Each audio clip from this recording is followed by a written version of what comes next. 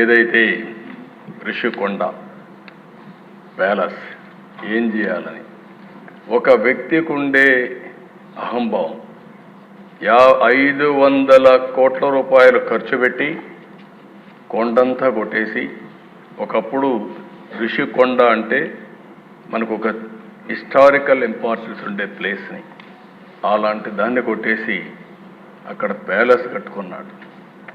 ఆ ప్యాలెస్ కట్టుకోవడం ఇప్పుడు వాళ్ళ నాయకులు చెప్తున్నారు.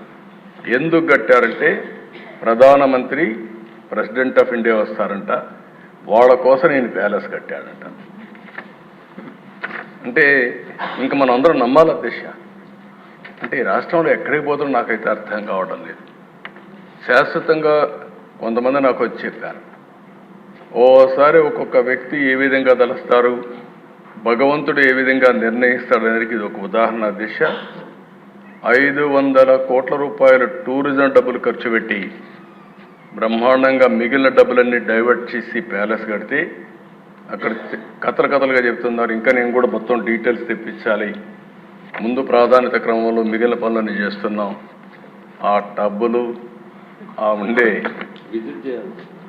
అందరూ ఒకసారి ఎమ్మెల్యేలు అందరిని తీసుకెళ్ళాలి. ఒకసారి హౌస్ కమిటీ అంతా ఈ అసెంబ్లీ అయినాక అందరూ వెళదాం. మీతో కూడా కలిసి నేను కూడా చూస్తాను ఎందుకు కట్టారు ఆ ప్యాలెస్ ఏం చేయాలన్నా కూడా నాకు అర్థం కావడం లేదు. ఇప్పుడు ఎవరికి ఇవ్వాలి, ఏం చేయాలి, ఎట్లా ఉపయోగించాలని కొంతమంది సజెస్ట్ చేశారు అధ్యక్ష. ఆ ప్యాలెస్లో టూరిజానికి ఇమ్మని, టూరిజానికి ఇస్తే ఎంత డబ్బులు అవుతుందో నాకు తెలియదు.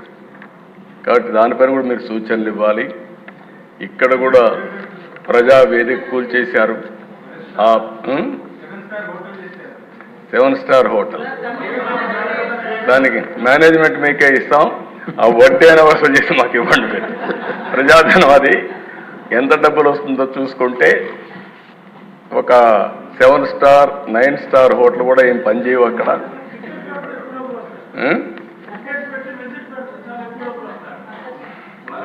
ఆ ఓనర్షిప్ మీకే ఇస్తాం, చేసి మాకు వసూలు చేసి ఇవ్వండి.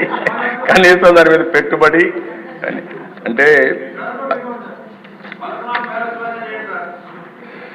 పలక్నమా ప్యాలెస్ కరెక్ట్. పలక్నమా ప్యాలెస్ కూడా కొన్ని రోజులు పెట్టారు, తర్వాత టాటా తీసుకున్నారు. ఎందుకంటే ఓల్డ్ ప్యాలెస్ కాబట్టి. ఏదేమైనా అది కూడా నేనే అప్పట్లో దోహదం చేశాం, ప్రజలకు ఉపయోగపడుతుందని. మీరు కూడా ఆలోచించండి. 2 విషయాలు నాకు సజెషన్స్ ఇచ్చారు. ప్రజావేదిక కూల్చారు, అక్కడనే డెబ్రిస్ కూడా తీయలేదు.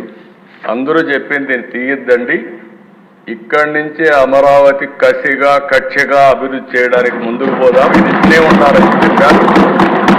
తప్పకుండా అట్లే పెట్టడానికి ప్రయత్నం చేస్తాం. ఇది కూడా రిషికొండ మీద ఉండే ప్యాలెస్ని ఏం చేయాలో మీరు కూడా ఆలోచించండి.